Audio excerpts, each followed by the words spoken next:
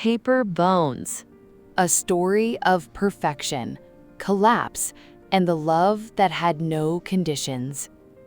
I praise you because I am fearfully and wonderfully made.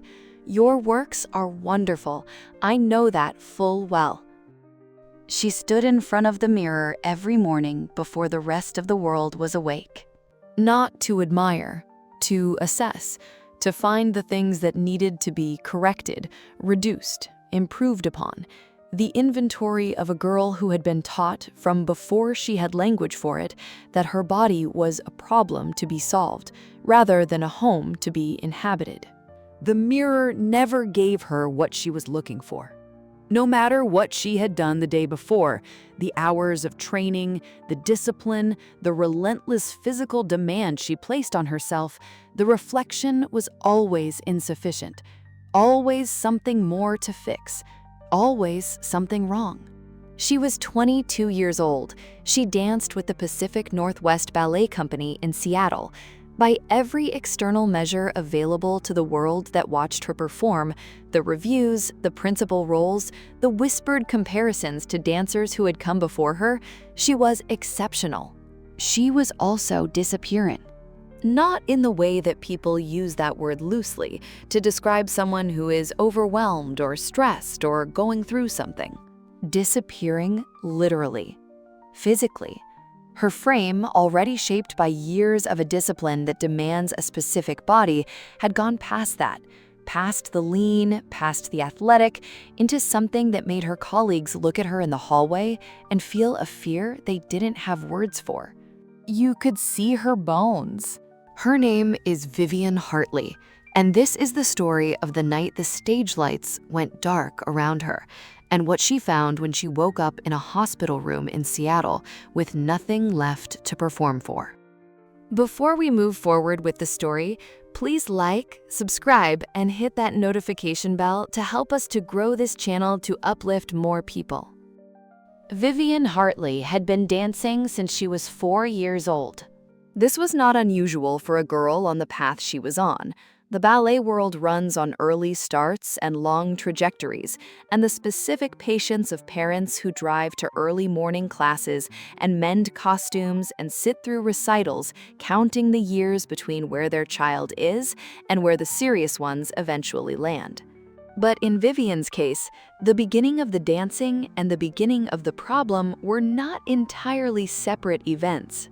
Her mother, Diane, was a former competitive figure skater who had come within a specific and still discussed distance of a national qualifying event at 19 before an injury had ended her competitive career. Diane did not describe herself as someone who lived through her daughter. She would have rejected that description with genuine conviction.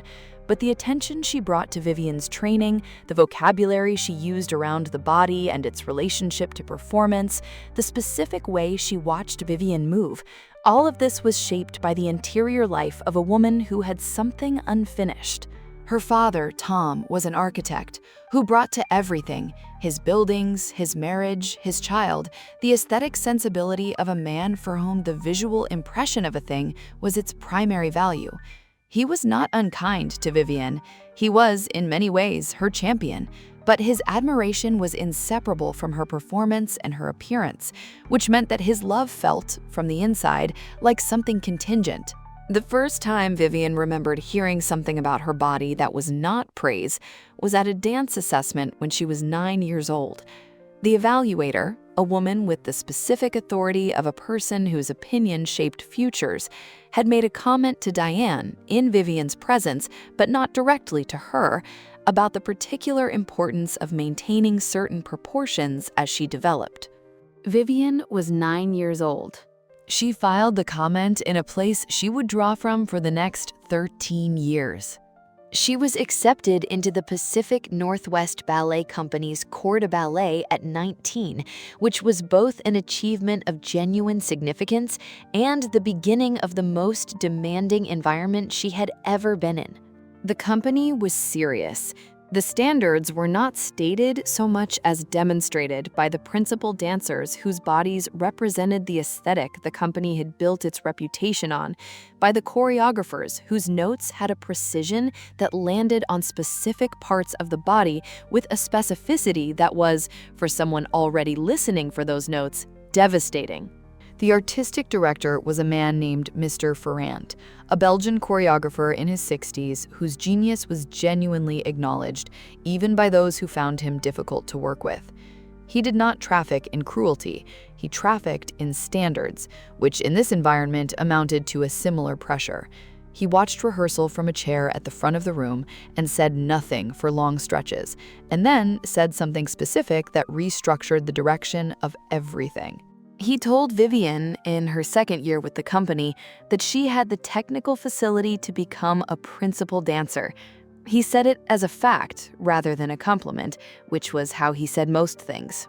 He also said that her artistry needed to be freed from the anxiety she carried in her body.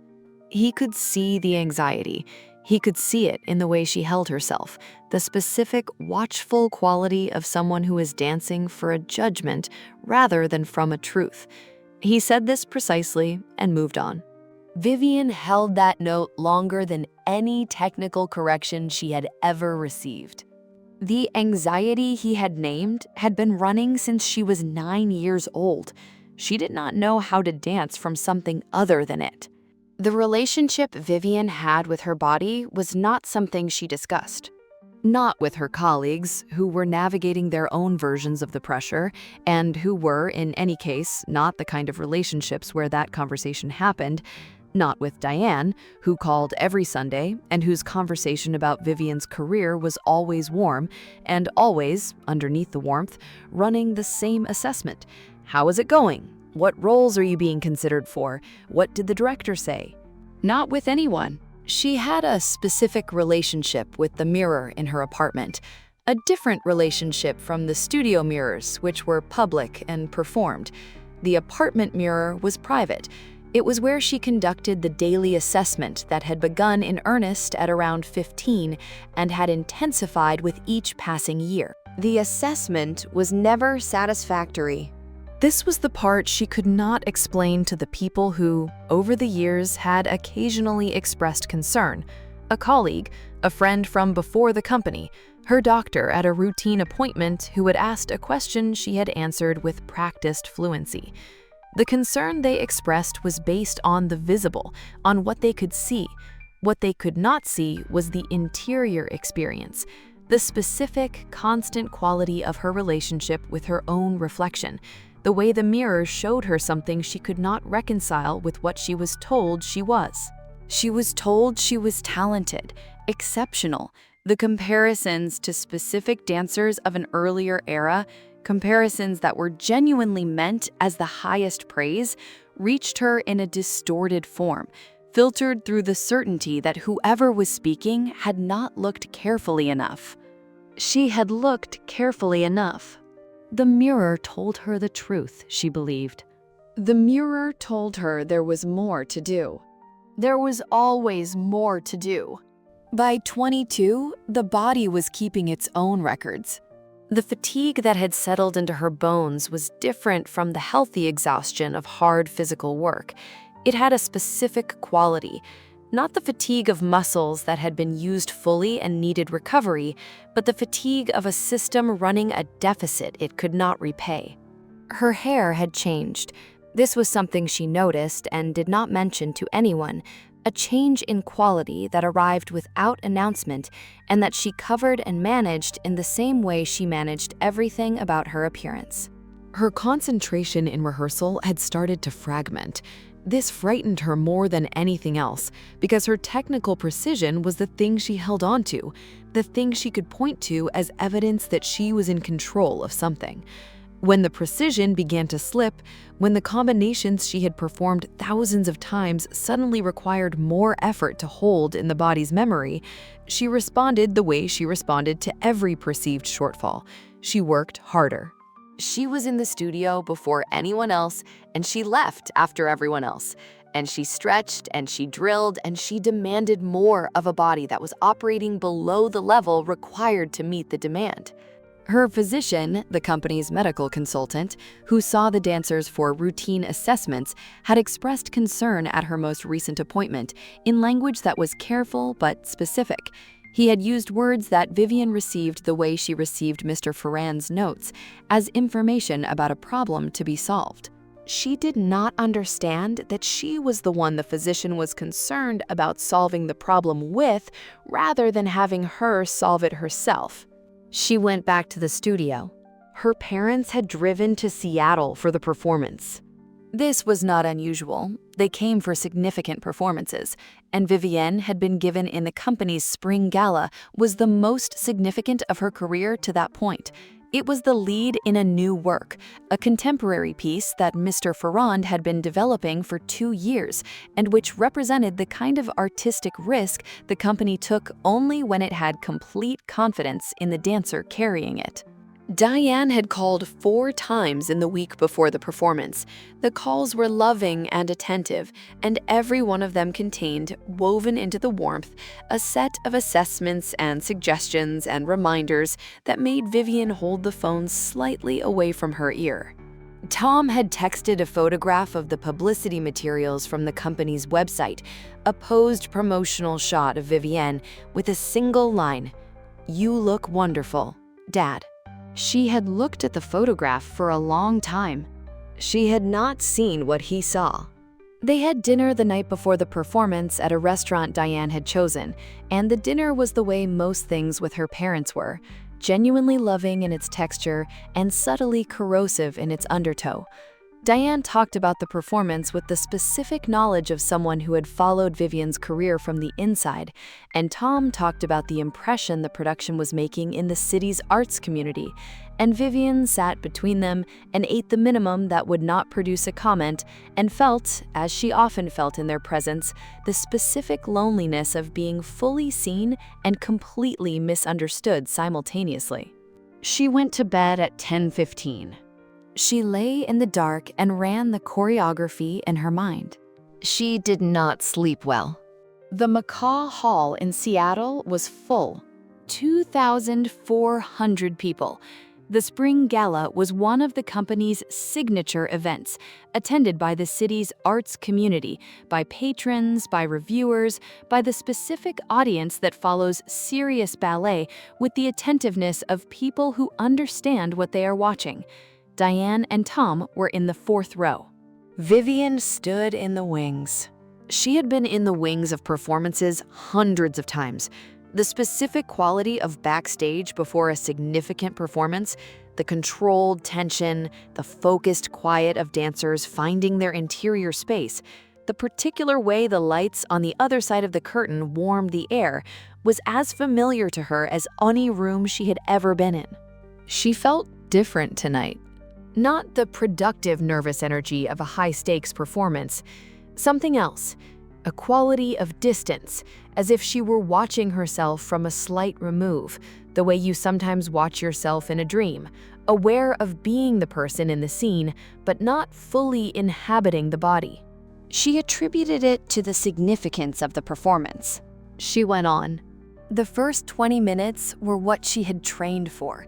The work she had prepared, the artistry Mr. Ferrand had been drawing out of her for 3 years, the technical command she had spent 22 years building, all of it was present.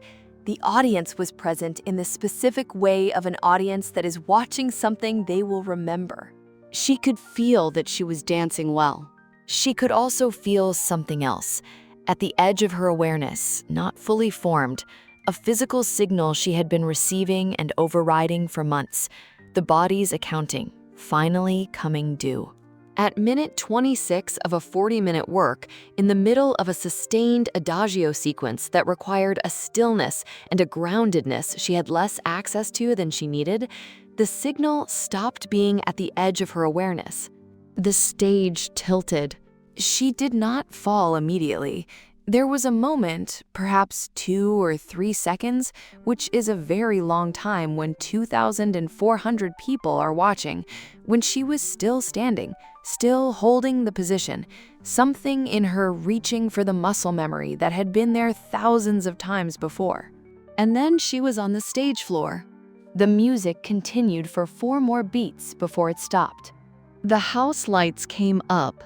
2 of her colleagues reached her before the company's medical staff. She was conscious. She would remain conscious, which the doctors would later describe as the variable that mattered most, but she was not responsive in the way that a person who has simply fallen is responsive. She was somewhere else, temporarily, in the specific way of a body that has been asking for something for a long time and has finally stopped asking and started acting unilaterally. Diane stood up in the 4th row. Tom stood beside her. The audience was very still.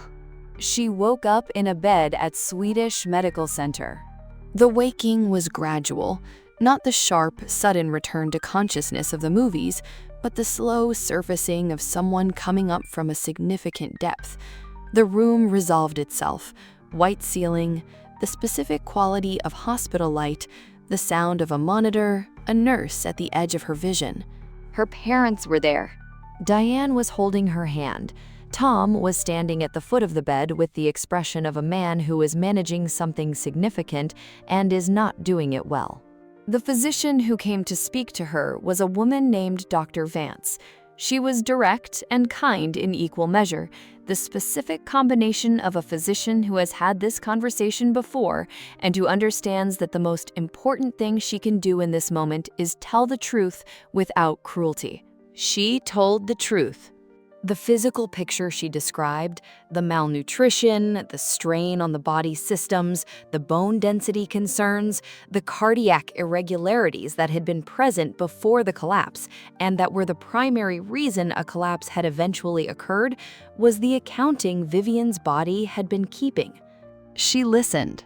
She heard the information the way she had been hearing information about her body her entire life, as a problem to be solved, as evidence of inadequacy, as the next thing on the list.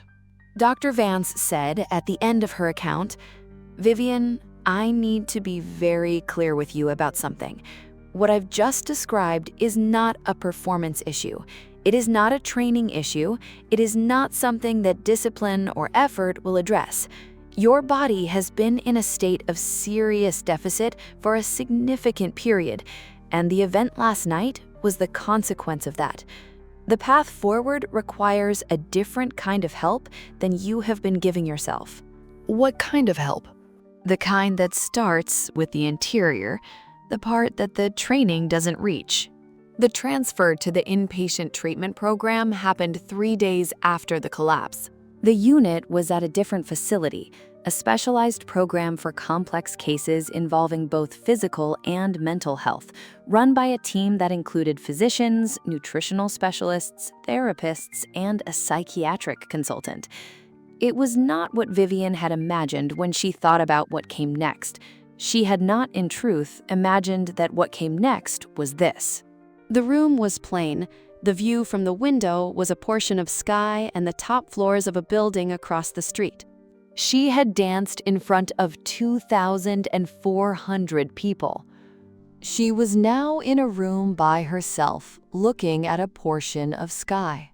The first week was the hardest thing she had ever experienced, harder than any audition, any demanding choreographer, any role she had prepared for, not physically, internally, because the structure she had lived inside for 13 years, the discipline, the assessment, the forward motion of training and preparation and performance had been removed, and what remained when the structure was removed was the interior landscape she had been using the structure to avoid.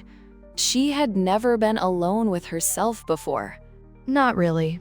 There had always been the next rehearsal, the next role, the next assessment, the next demand. There had always been the mirror. The room had no mirror. She sat with herself. The sitting was not comfortable. On the 8th day, a woman was assigned to the room adjacent to hers. Her name was Miriam Ashby. She was 64 years old, a retired school librarian from Tacoma who was in the program for reasons that had nothing to do with Vivienne's situation and everything to do with the specific ways that long-carried pain eventually demands to be addressed. They met in the common room. Miriam was the kind of woman who talked to people in the way that people who have been alone often talk, directly, without the usual social architecture of warm-up and gradual approach. She sat down across from Vivienne and said, "You were the dancer." "I was. You still are. Being here doesn't change what you are." Vivienne looked at her. "I don't know what I am without it." "That's the most honest thing you've said since you got here, I'd wager." They talked for an hour, and the following day, and the day after that. Miriam was not a therapist, and she was not a physician, and she was not the right person to address the clinical dimensions of what Vivienne was carrying. But she was something that Vivienne had not had in a long time, a person who was genuinely interested in who she was, rather than what she did.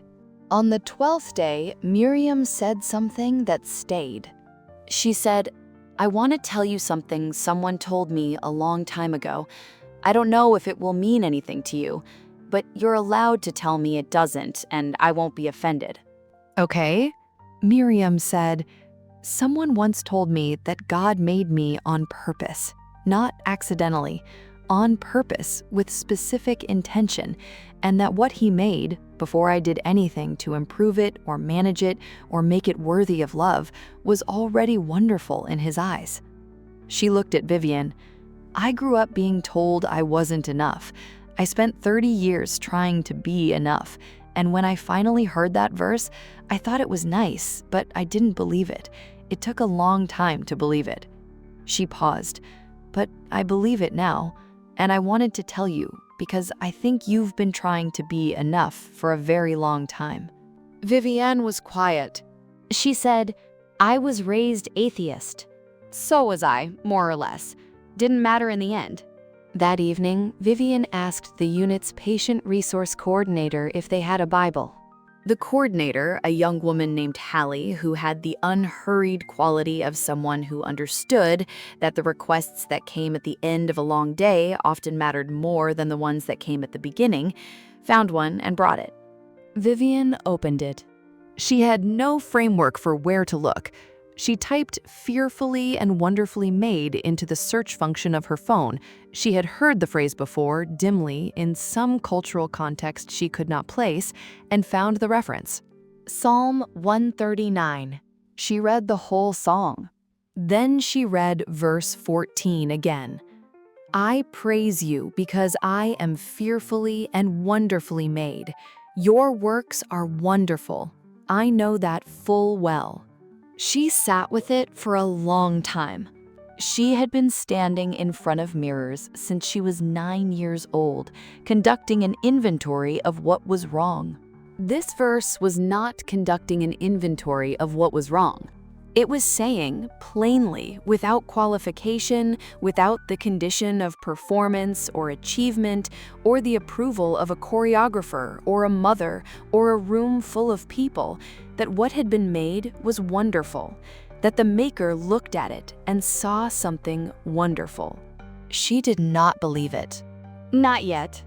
But she had not expected to feel what she felt when she read it, which was not the confirmation of something she knew, but the arrival of something she had never heard before, not in this specific form, not in language that was not about what her body could do, or how it looked, or how it compared, but about what it simply, essentially, in its madeness was. She read it again. She fell asleep with the Bible open on the bed beside her. The chaplain who served the facility on Tuesdays and Thursdays was affiliated with Cedar Ridge Seventh-day Adventist Church in Seattle. His name was Pastor Jerome Hayes, and he had been the chaplain at this facility for 6 years. He was 55, a quiet man who moved through the unit with the unhurried quality of someone who had learned that the most useful thing he could bring to this specific environment was the willingness to be present without agenda. He came to Vivienne at Miriam's suggestion. Miriam had mentioned her to him with the practical directness of a woman who identifies a need and addresses it without ceremony. He sat across from her in the common room on a Thursday afternoon. He said, "Miriam tells me you found Psalm 139. I didn't know I was looking for it." He said, "That's how it often works." She told him about the atheist upbringing, about Diane and Tom and the specific vocabulary of her childhood, the vocabulary of performance and appearance and achievement, a vocabulary that had no room in it for the idea of a God who looked at what he had made and called it wonderful regardless of what it achieved. He listened without filling the silences. When she finished, he said, "The verse doesn't say you became wonderful through effort. It says you were made that way. The Hebrew word for fearfully in that verse, it means with awe, with reverence. The psalmist is saying that God made you with the same reverence a craftsman brings to something he is making carefully, intentionally, with full attention." He looked at her. Not the body that performs, not the body that measures up, the body that is, before anything is asked of it. Vivienne looked at her hands, the hands that had rehearsed combinations for 22 years, the hands that had been assessed and adjusted and improved upon. "I don't know how to think about my body like that." He said, "I know. That's why healing takes time. The verse tells you the truth. Learning to believe the truth is the work." He paused. "But the truth is already true, whether you believe it or not. It doesn't need your belief to be real. It just needs your presence to start working on you." She thought about that for a long time. The weeks that followed were not linear. The clinical team, Dr. Marcus Chen, her primary therapist, the nutritional specialists, Dr. Vance, who consulted regularly from the main hospital, had a treatment structure that was rigorous and specific and required things of Vivienne that were more difficult than anything Mr. Ferrand had ever asked of her. They required her to sit with discomfort without managing it. They required her to hear things about the way her mind processed her own body's image that were profoundly disorienting, because the gap between what she saw when she looked at herself and what was actually there was something the clinical team could demonstrate with evidence, and the demonstration was not comfortable.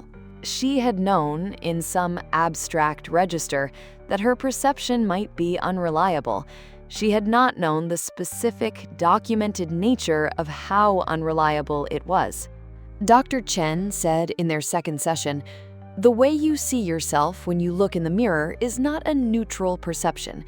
It is the output of a process that has been shaped over many years by specific inputs, things you were told, things you were rewarded for, things you understood to be required of you. The image in the mirror has been processed by all of that before it reaches your conscious awareness, which means the mirror is not showing you the truth. It is showing you the accumulated story." How do I change the story? He said, by hearing a different one consistently from sources you gradually learn to trust more than the accumulated one. She thought about Psalm 139. She thought about Pastor Hayes saying, "The truth is already true." She read the psalm every morning, not as a religious ritual. She did not have a religious framework and was not trying to construct one quickly. She read it because it said something that was different from every other thing that had been said to her about her body, and the difference was important even when she could not fully receive it. Her parents came to the family session on the 4th week. The session was facilitated by Dr. Chen and a family therapist named Dr. Yoon. It lasted 2 hours. Vivienne had been preparing for it and dreading it in equal measure. She had not had an honest conversation with her parents, genuinely honest, beneath the warmth and the performance, in her adult life. She had one now. It was not clean. It did not resolve in the tidy way that resolutions happen in the versions of these conversations that people rehearse in their minds. Diane cried, genuinely. the tears of a woman receiving information about the effect of something she had done without intending harm that had caused harm regardless. Tom was very still, in the specific way of a man who is hearing something he does not know how to process, and is holding very still until he does. Vivienne said things she had not said before, about the assessment at 9, about the Sunday calls, about the contingent quality of the love she had received. Not that the love was absent, but that it had arrived attached to conditions that a child cannot separate from the love itself, which means the child grows up unable to believe in love that has no conditions. I never meant for it to be conditional. The impact and the intention can both be true simultaneously. Diane was quiet. She said, "I know. I think I've known for a long time. I didn't know how to say it." Tom said, at the end of the session, something Vivienne had never heard him say in 22 years. He said, "I'm sorry." 2 words. Vivienne held them for a long time. They were not enough, and they were the beginning of something. And both of those things were true at the same time. Miriam was discharged before Vivienne. The morning she left, she came to Vivienne's room and sat on the edge of the bed. She said, "I want to invite you somewhere when you're out. No pressure, you can say no." "Where?" "My church, Cedar Ridge Seventh-day Adventist, Saturday mornings, small congregation. Nobody will know who you are or what happened. You'll just be a person in a chair." "I don't believe in God." "You read Psalm 139 every morning." Vivienne said nothing. "That's enough for now. The door doesn't require belief to walk through. It just requires showing up." She left. Vivienne was discharged 5 weeks later, 9 weeks after the night the stage lights went dark around her. She left with a continuing care plan, a team of outpatient providers, a community she had not expected to find in a treatment unit, and a small piece of paper with Miriam's phone number and a church address on it. She put it in the front pocket of her bag. She had not decided yet. On the 3rd Saturday after her discharge, Vivienne Hartley walked into Cedar Ridge Seventh-day Adventist Church in Seattle. It was a small congregation, 60, perhaps 70 people in a building that could have held more, but felt full in the way that rooms feel full when the people in them are genuinely present. Miriam was near the back. She had saved a seat without, apparently, being certain Vivienne was coming, or perhaps she had been certain enough to save it anyway. Vivienne sat down. Pastor Hayes was at the front. He was preaching from Psalm 139. She had not told him she was coming. He did not know she was there. He had been working through the Psalms for several weeks. This was simply where he was in the sequence. He read verse 14. "I praise you because I am fearfully and wonderfully made. Your works are wonderful. I know that full well." He said, "I want to talk about the phrase, 'I know that full well.' This is the psalmist's most personal claim in the whole verse. He is not just saying, God says this about what he made. He is saying, I know it. I have received it. It has entered me and I hold it as true." He paused. That is the distance between information and transformation. The verse can be true without you believing it, but when you move from knowing it as information to knowing it full well, to having it enter you and take up residence, that is when something in the interior begins to change. He looked at the congregation. Some of you have been told your whole lives a different story about what you are, a story about inadequacy, about insufficiency, about the contingent nature of your value, that it depends on what you achieve, how you look, how you perform. He was quiet for a moment.